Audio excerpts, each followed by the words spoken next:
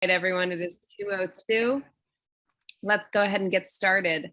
Welcome and thank you for joining us for the next hour for We Are All Fundraisers. This is the November edition of the Talent Management for All webinar series, a 22-part series that dives into the characteristics that from much research and creative strategy we've determined makes up a well-rounded professional in the JCC world. My name is Yael Warek. I'm the Professional Development Manager at JCC Association. And this webinar is, I believe, the 9th or 10th in our series. Others have focused on relationship building, Jewish engagement, amongst many others. And at the end of this webinar, we'll be able to share the archives of that with you and more. This session is being recorded, so if you have to pop off, we understand. You'll be able to receive a recording of the webinar after the fact or share it with colleagues who are not able to join us today. During the session, you are going to be muted, or please mute yourself, but feel free to use the chat box to answer questions posed by our presenter, Jen Mamlet. The chat box is going to be monitored by myself as well as my colleagues in JCC Association. So if you do have any other questions, you can post them there. We may have time for question and answers at the end of the presentation, but if not, feel free to send those to me and I'll make sure they get answered after the fact. So this is a confidential session, so real situations might be used. If so, what happens in Talent Management for All webinar stays in a Talent Management for All webinar. And to get us started today, I'd just like to set the stage with some mindfulness guidelines. So be fully present, give yourself time to disconnect from other distractions, respect the experiences of others. We're all coming to the work from different paths and experiences and should respect each other's perspectives. Please try to be attentive to your body. The ideas that might be new or unfamiliar can be stressful, and that often takes a physical body tension. So take a breath and just relax. Lead with curiosity, not certainty. You might hear things that spark your interest and propel you to explore deeper. Expect mistakes, both with technology and as you begin this work. We know it's new and we need to allow ourselves the space and time to make mistakes. And even though we've been at the Zoom game for 1,000 years at this point, technological issues do come up. Also expect non-disclosure. This might be new information for many of us, so don't expect to get it done or completely understand everything in a 1-hour session. It's an ongoing learning experience, and we hope that you're going to join us for future sessions where we might be able to dive further. So as we get started, I invite you to take a sip of water, stretch, turn off any distractions, and we will dive in. So I'd like to present Jen Mamlet. Thank you, Yael. And I'm going to ask that you send me a recording just of those reminders before every meeting that I go into. It's so helpful and it's so wonderful to be with everybody today. I am going to share my screen. So here's the first test of technology. Is it working? Fantastic. I'm actually expanding so I can see more of your faces on my screen. So as Yael said, this session is called We Are All Fundraisers. And where I'd like to start is with a little bit about me. And what did I want to be when I grew up? The reason I like starting here when we're talking about fundraising is because the truth is there is not a child in the world, not ever before, not now, and I don't think ever will be, that says when I grow up, I want to be a fundraiser, which means any of us that actually do this professionally have found it, or it has found us. It is not a career that we actually aspire when we're very young. So it usually happens by accident, and it certainly happened by accident for me. And I think it's important to remember that because it's a nice opening to accepting the fact that all of us actually can be fundraisers, whether it's part of our professional job in our title, in our job description, or a role that we embrace because we work in a JCC. But a little bit about me before we get started. I am the Chief Development Officer here at JCC Association, a role that I have proudly held for the last 3 years and 15 days as I look at the calendar. I'm not actually counting, I should be clear about that. Before coming to JCC Association, I was the very proud executive director of the JCC of Central New Jersey. I know there's a couple colleagues on, I see Karen clapping. And before that, I spent 10 years outside of the JCC world. I was actually working in fundraising, doing development for an organization called the Ad Council. And even that came by accident. I have a master's in social work. I intended to do very different kind of clinical work. And very early in my career, somebody gave me the opportunity to do fundraising. And my reaction was like, no. Why would I want to do that? That's horrible. Why would you ask me to do that? And this person knew that I had aspirations to actually go into nonprofit management. And they said, you're going to need some fundraising on your resume. Give me 2 years. You'll get over it. You'll get it on your resume and you'll be done. And needless to say, this sort of stayed with me. Even after running a JCC, I find myself back in a full-time role in development because it's really at the core of everything that I believe about the work that we do. So that's a little bit about me. Let me tell you a little bit about what we're going to do today and what we're not going to do today in the next 50 minutes or so.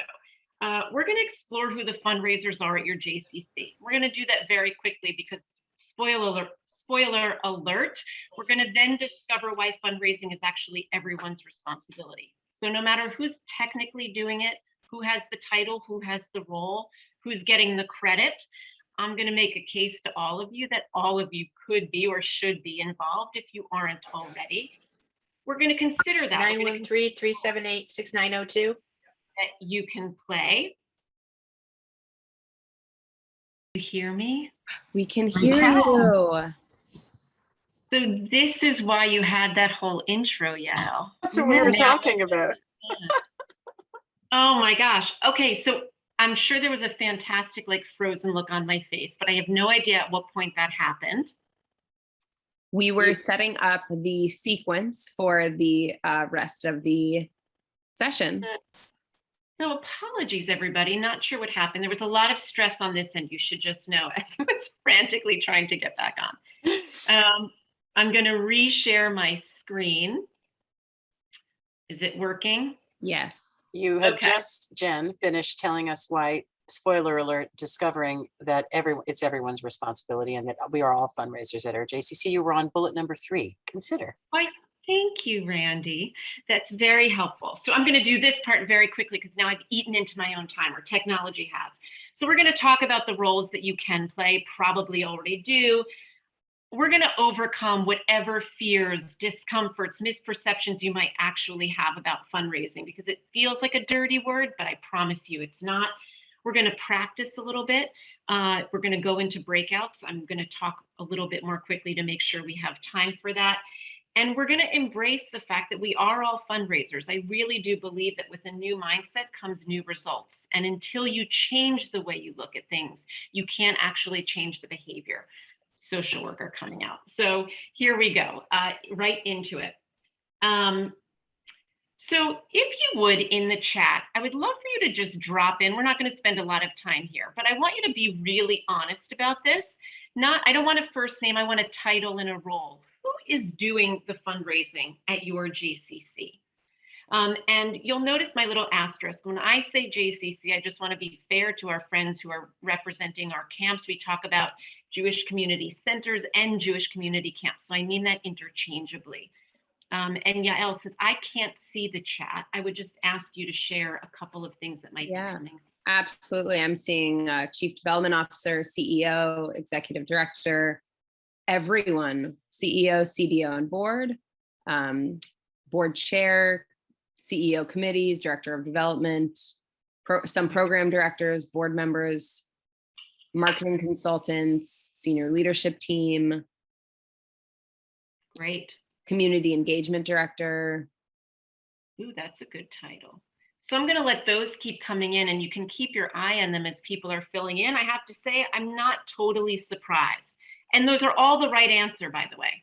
All of those people should be doing fundraising in your organization, and they should be the people that are identified as really being the faces of fundraising, particularly your chief development officer, your development staff. Those are givens. We love to hear executive director, CEO, board chair, board members. These are things that people commonly think about as those bearing what I'm going to now call primary responsibility for fundraising in the organization. But the truth is, we all play a really important role. And there's a lot of reasons why people don't want to get involved. And I told you before my own story. My first reaction to, do you want a job in fundraising, was not quite so positive.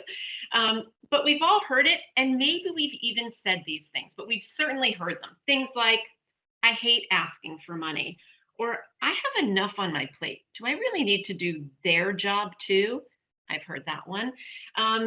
I have in brackets camp families, but you can fill in the blank. My camp families, my EC families, my arts and culture people, they would never give to the JCC. Or isn't that the board's job? I think there's a committee. There's already people doing that work. Why do they need me? Or I don't want to risk hurting the relationship by asking somebody for money. And the biggest one probably of all is, and what if they say no? Even if I get beyond all of those other things, what if they say no? And the truth is, I like to say, and you'll hear me talk about this again a little bit later, I truly believe that the best fundraisers are better listeners than they are talkers. And these are the excuses that we give all the time, but it's really about what we can do to hear what other people are saying and getting beyond our own mindset that are blocking us.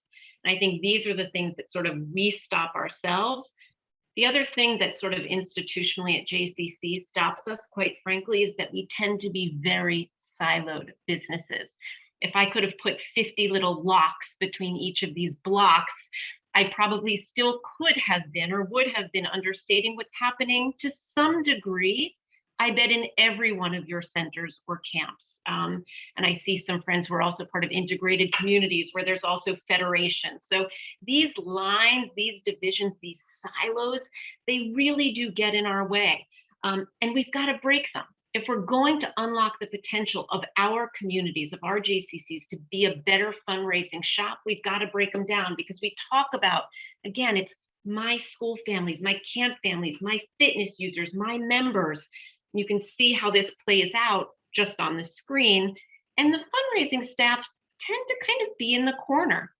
And it's really hard for them to break down those silos, as it is even between everybody. And the one thing that I also want to point out here, importantly, this happens inside of our organizations. It also happens across communities. One of my biggest pet peeves is the sense that we fundraisers, quite frankly, often have, that these people are my donors, or they're the, oh, they give to the synagogue, oh, they give to Federation, oh, they give to Jewish Family Services, they wouldn't give to us, or you can't have them. I can assure you that no organization owns any donor. I'm sure many of you on the screen give to many organizations as I do, and nobody really owns anybody. So I think breaking down the silos organizationally and communally is as important to anything when we're talking about creating a culture of philanthropy, which we're going to get into in a little while.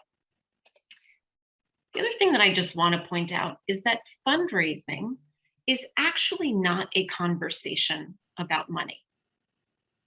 And that's probably the first step to getting over your own discomfort. We could spend an hour talking about our perceptions of money, the positive connotations of money, the negative connotations of money, why we like asking for money, why we hate asking for money, the reasons that all of us come to these moments with our own histories about that. But it's actually not about money. I'm going to take two words, I'm going to break them down very, very quickly for you. Philanthropy actually means, as you can see on your screen, a love of humanity, when you take the Greek roots and you break down the word. And tzedakah, which for those of us working in JCCs, we probably know this word, whether you're Jewish or you're not. People translate tzedakah to mean charity. And actually, if the root of the word is justice, tzedek is justice. So when we talk about fundraising, I would beg all of us to sort of remove the connotation of this has to be a conversation about money, and to really embrace the fact that it's a conversation about a culture where we're talking about love of people, love of humanity, repairing the world, and certainly about pursuing justice. Does that resonate at all? Seeing a couple nods as we go. I also want to talk a little bit about, not advancing, here we go, why this is the right time for us to be having this conversation. There's a lot of elements of this presentation that if I had done it, even I'll say 19 months ago, 20 months ago, it would have looked exactly the same. But this is a particularly important moment for all of us to be gathering on this screen and having a conversation about the roles that we play in helping our organizations fundraise. So I just wanted to share a little bit about my perspective. And this is one of the joys of having the perspective of now sitting at JCC Association and seeing 170 JCCs in our network. One, you should all feel very proud, very proud. Reputations for JCCs, reputation is up. I have to believe that it's up locally in your communities. It is certainly up continentally. We are seeing that, we are hearing that. It is time for us to flip the 80-20 rule. Now, there's a lot of ways you could apply the 80-20 rule, particularly when it comes to fundraising, but there's one specific way that I want to talk about here, which is that business models of JCCs, almost across the board with some variation, relied on 80% pre-COVID, 80% of their revenue to come from your members, right? This would have been membership, it would have been tuition, camp fees, program fees, and 20%, only 20% from everything else. And I don't mean 20% from fundraising, I mean everything else. It could be endowment spinoff, it absolutely could be fundraising, it could be a federation allocation, it could have been local government support, grants that you got, but it was everything else. And I really think this is the moment that JCCs coming out of the pandemic are realizing how risky that business model was and continues to be, right? Those early days when our doors were shut, there was tremendous fear that that thing that once made us proud to be so independent, that we were getting 80% of our revenue from our programs, was now putting our business model at risk. So I think there's a sudden recognition in just how important it is that we increase fundraising. So I think when we go back to the first slide, right, and people were plugging in, it's the CEO and the executive director and the development staff and the board that are doing it. All of those people are realizing too that there must be more that we can be doing, and it's going to require everybody. Giving is also up. For many of your JCCs, whether you realize it or not, probably during the pandemic, more people gave and more people gave more. Whether that was your members also who were donating fees or tuitions or things like that, you actually have larger donor rosters right now. So this is a moment that as an organization, you want to be thinking about how do we keep these people engaged philanthropically. The vision is also clear for our movement. Many of you have heard the stat that before COVID, we were seeing 1.5 million people through our doors across 170 JCCs every single week. We are the place where people are coming. We are building stronger Jewish community, and that is absolutely being recognized by donors. And we have a very powerful story. Now, I would say that not only do we have a powerful story, but we've got very powerful storytellers. And all of you are representing a fraction of those storytellers. And we at JCCs know that culture matters. Culture inside the organization, culture throughout our communities, and certainly shifting to a culture of philanthropy is key. So let me move into that as we sort of get into the heart of this. This is the busiest slide, and I apologize. I just knew that I was going to want these slides to sort of live on their own after this presentation, because we will happily share them with all of you. One thing, if you've heard the phrase culture of philanthropy, and I'm sure many of you had, I want to be clear about something. For me, a culture of philanthropy is not something that I would envision being I wouldn't imagine that being embodied because staff show up to the gala fundraiser and they all agree to help out. Or a culture of philanthropy is a place where everybody is, collecting tzedakah, during Giving Tuesday or something like that. It's great to have signs that your staff are involved, but that doesn't necessarily mean that you have a culture of philanthropy. A culture of philanthropy, and it's the first thing at the top, is that it's really your organization's attitude about fundraising. So what is it, right? You'll see a few things here. One, like all culture building, I want to point out it doesn't happen overnight, right? So if you think, even if your entire staff sat in on this presentation and I magically convinced everybody that there needed to be a stronger culture, it doesn't mean that it would happen overnight. It's a long game to build culture and evolve culture, which means it's a process. It's not an end point. You don't suddenly find that you have a culture of philanthropy and stop. So for those of you that are sitting here thinking, you know what, my JCC, my camp, we actually have a really strong culture of philanthropy.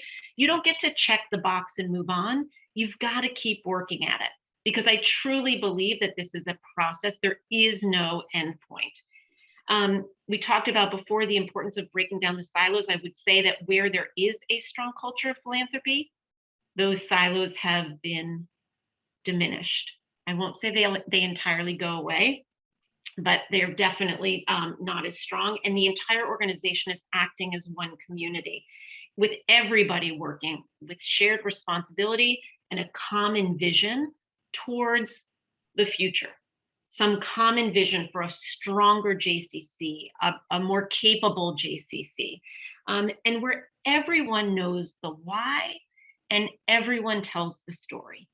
And we're going to spend a little bit of time on that in just a little while. And here's why it matters. At the end of the day, having a culture of philanthropy raises more money, hands down. So this is where, yes, fundraising is actually about money. I know I said that it's not about it before, but at the end of the day, you should know that your JCC, your camp, will be more successful when you evolve towards a stronger culture.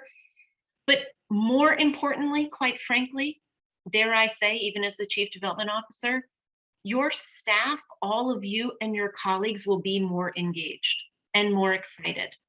When you get to think about why you care about the JCC, why you're involved, when you get to tell that story and share that story and listen for other people, it reinforces your own connection to the work that you do. And then you're not only building a strong culture of philanthropy, you're building a strong culture.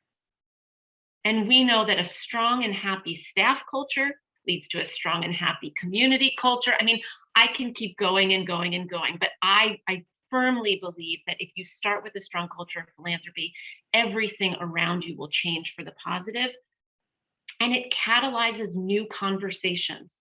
When everybody is thinking through this lens, again, not through the lens of money, but through the lens of philanthropy, through the lens of justice, through the lens of caring for one another, it really does catalyze new conversations and new things become possible. Also because there's more money, but new things become possible. So to understand what it means to create a culture of philanthropy, I would certainly be remiss if I didn't talk at least a little bit about the role of fundraising and what the donor cycle looks like. And the reason that I like to talk about this in a conversation like this is because it's that third arrow in the ask that really repels people from wanting to fundraise, right? When we think about those quotes at the beginning, the stuff that really holds them back, I don't want to be part of that. I don't want to be part of the conversation. And many of you right now may be thinking, I don't want to ask for money.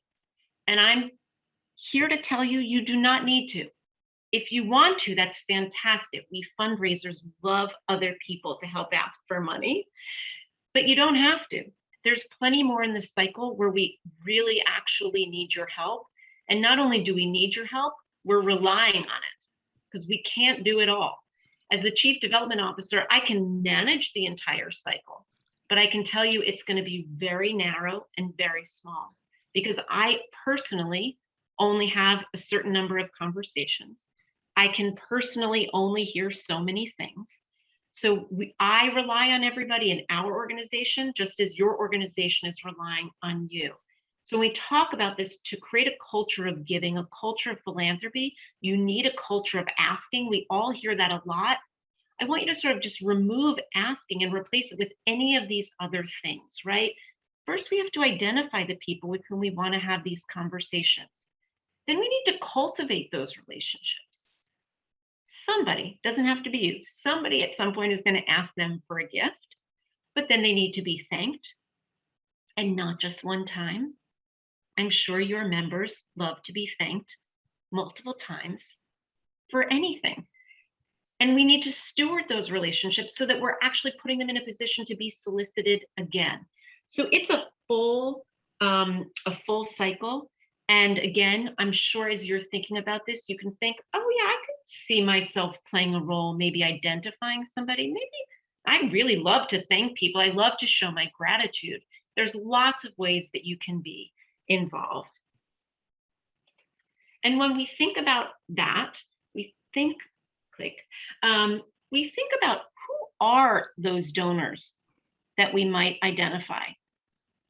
Some of you might be in a community where the same names come up all the time, where somebody will say, oh, if only we knew Mackenzie Scott, we hear she's giving away a lot of money, right? We hear this all the time. Oh, it would be so great if Bill Gates only knew what I was doing at my JCC. He would surely write me a check.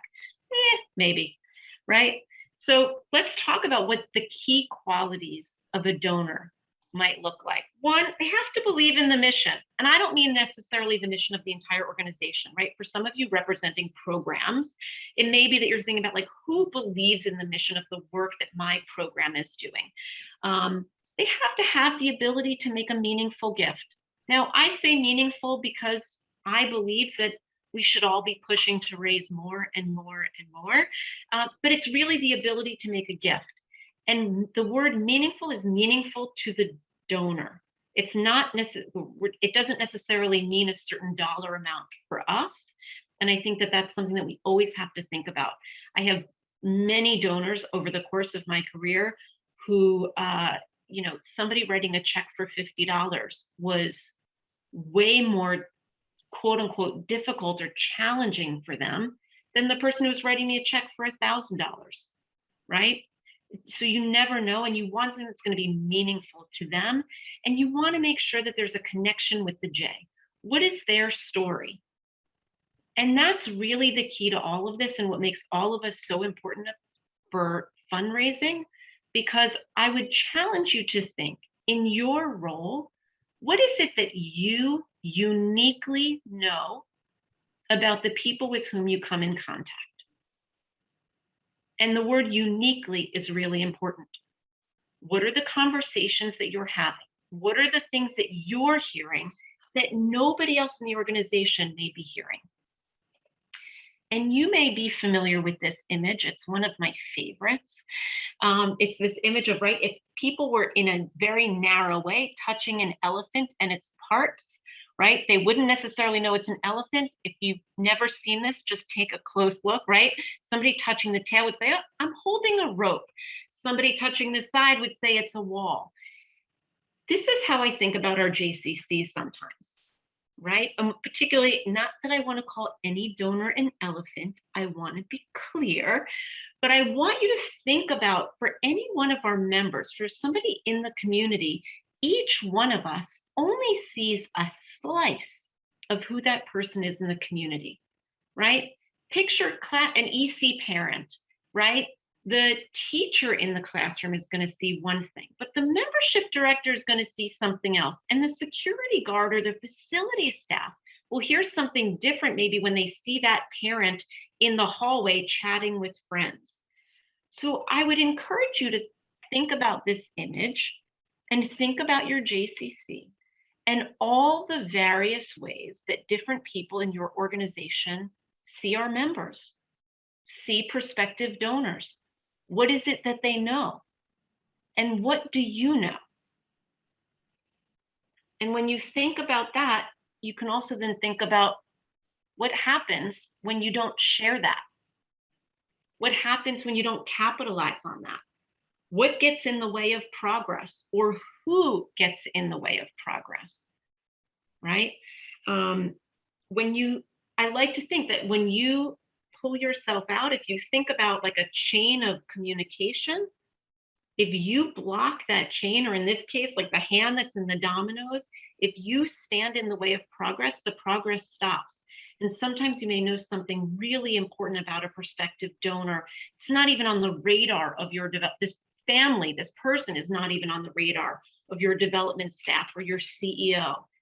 But you've got some information that might say, like, this is a family you might want to talk to.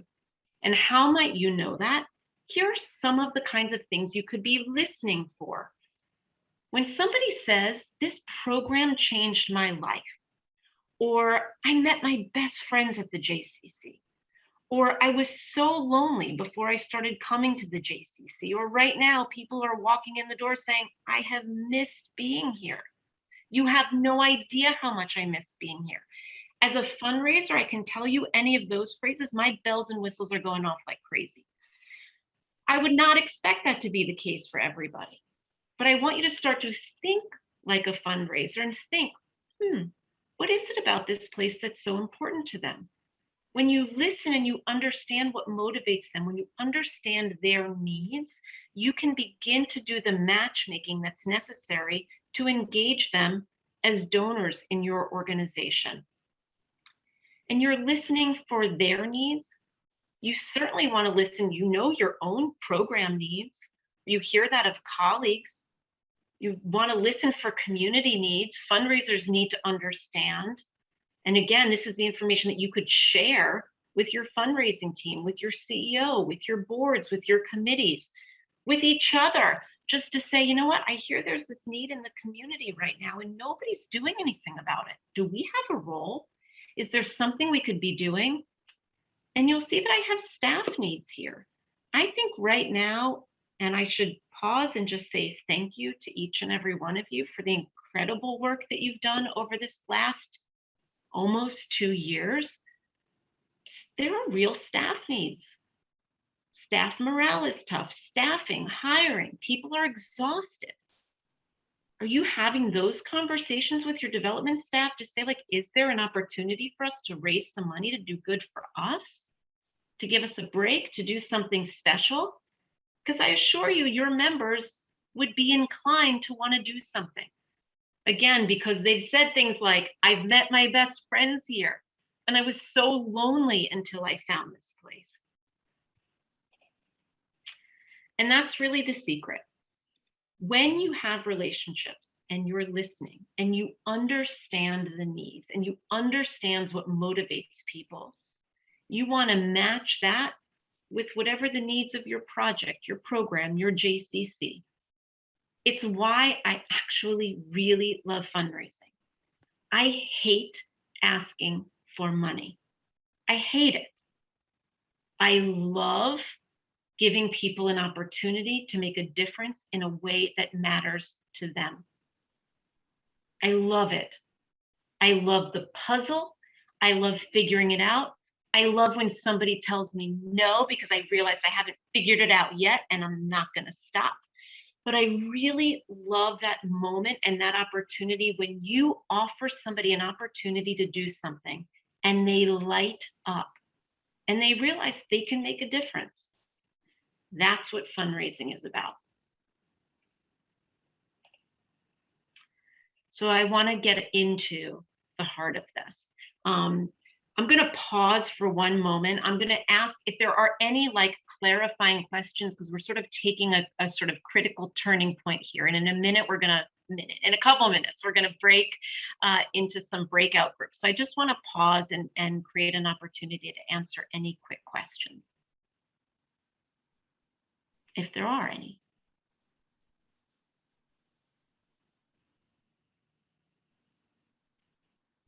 If you'd like to be anonymous, you can also put it in the chat directly to me, Yael Warak, and I can read that.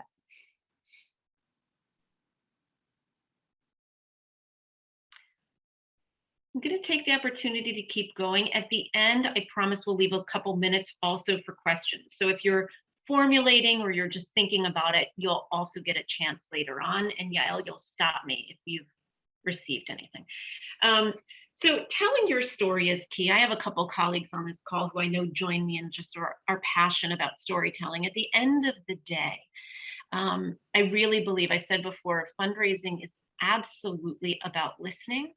It is also about the ability to tell a story. And I want to say that for fundraisers, and I alluded to this before, we are only in so many conversations. We're in a lot, and we listen to a lot, but I really believe that all of you are like an extension of my own ears, right? So when you hear something, you can share that with me, or you might hear it differently than I hear it. It's why I love to be in meetings with like not just me and a prospective donor. I love to bring colleagues along because we might hear something different, but we also have to be able to tell a story. And I truly believe that the best place to start is with your own story, right? Because at the end of the day, we've all heard these adages: people give to people, not to projects.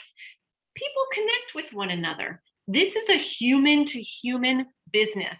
So I want to talk about Simon Sinek. I'm going to do this very briefly. If you have never seen this video, please, after this is over, go on YouTube, spend a couple minutes and watch The Golden Circle of Why. I think it's brilliant. The first time I saw it, my mind opened up and I was like, oh, this applies to everything. And it actually does, including here. So basically what Simon says, I didn't mean to do that.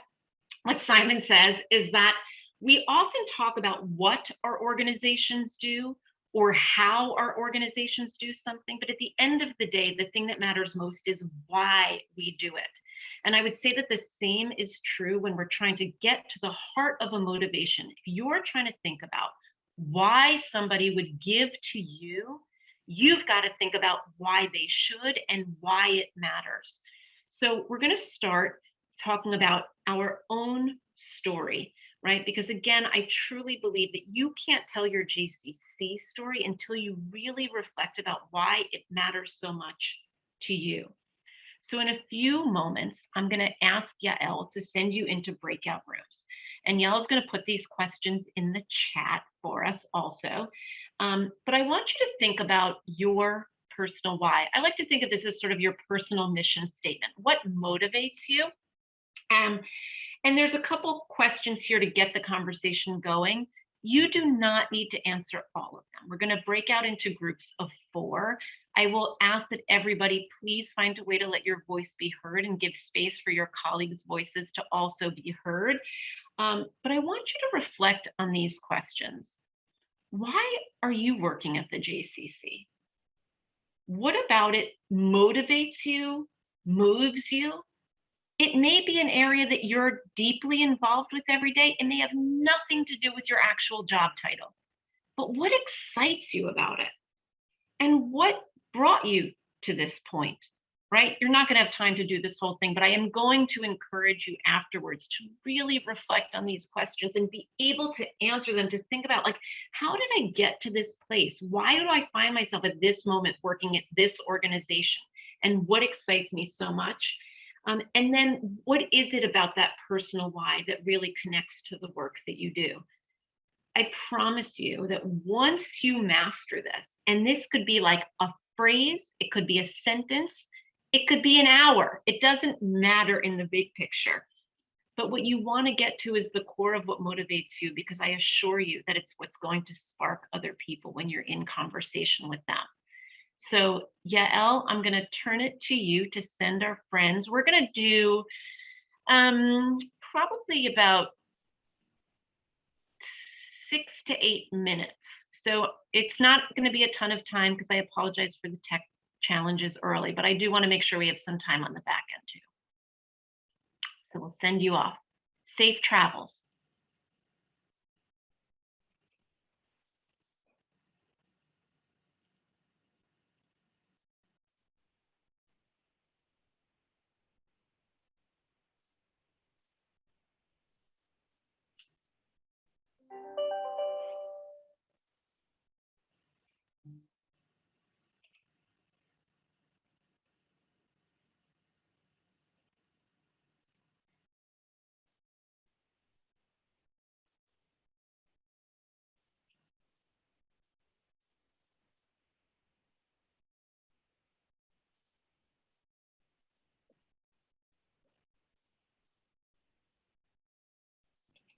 Kendall, and oh, for anyone who has not gotten to a breakout room, let us know if you need some help.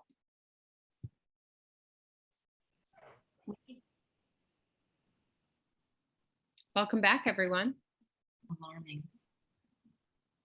Hi, everyone. This is like my favorite, like the popcorn screen. Everybody's making their way back.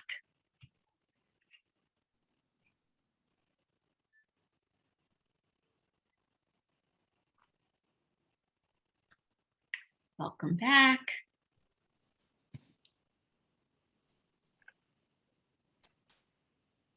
Yael, will you give me like the hi sign when we, oh, now, oh, a ton of people are jumping in now. Great. So as everybody's making their way back, I think there might be a few more people coming through, but I want to make use of every minute that I have with everybody. I'm going to go back to sharing my screen in a moment, but before I do, any quick reactions? I wish I had time for like way longer reactions, and you're going to get my contact information. You can call me if you want to really talk about this stuff, because I really do love it and would be happy to. But any quick reactions to the exercise?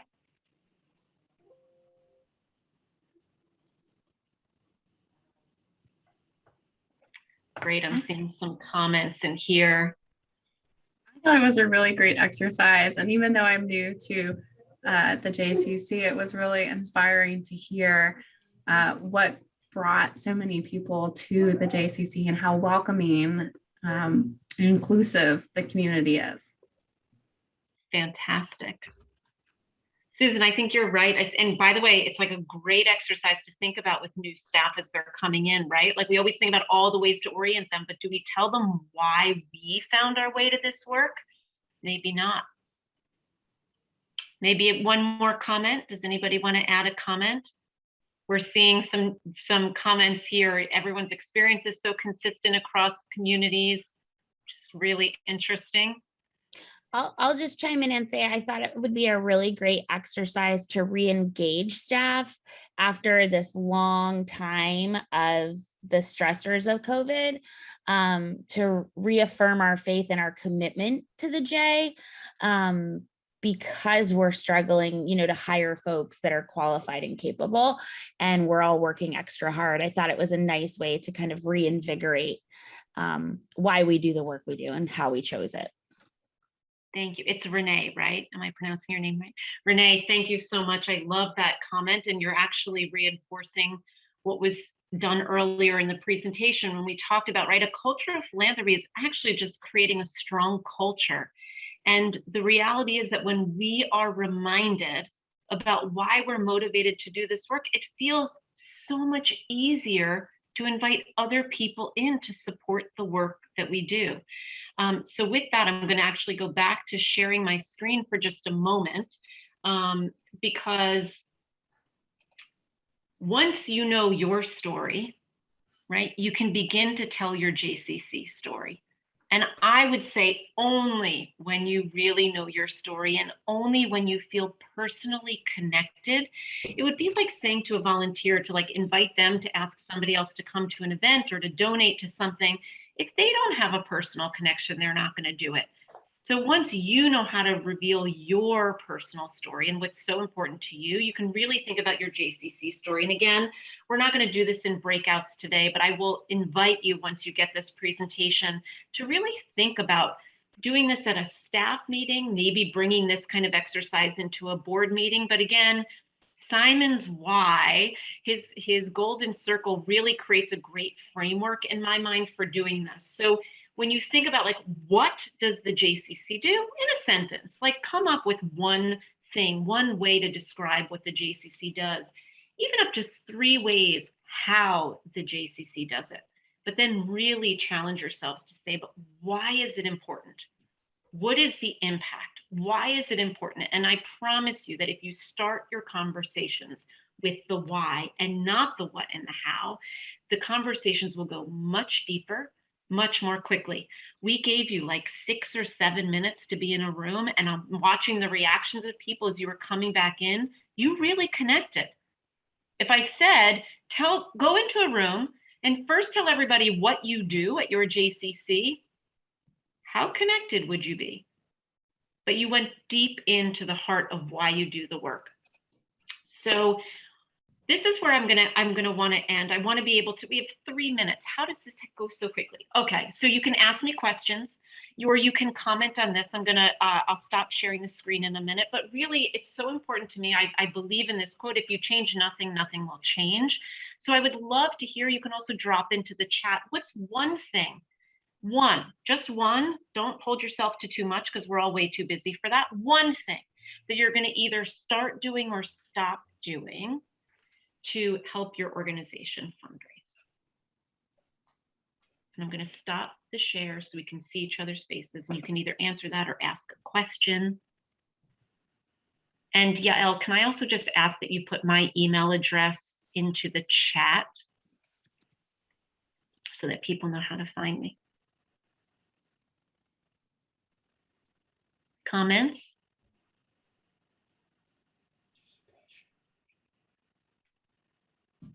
Don't make me call on somebody. That would be so mean.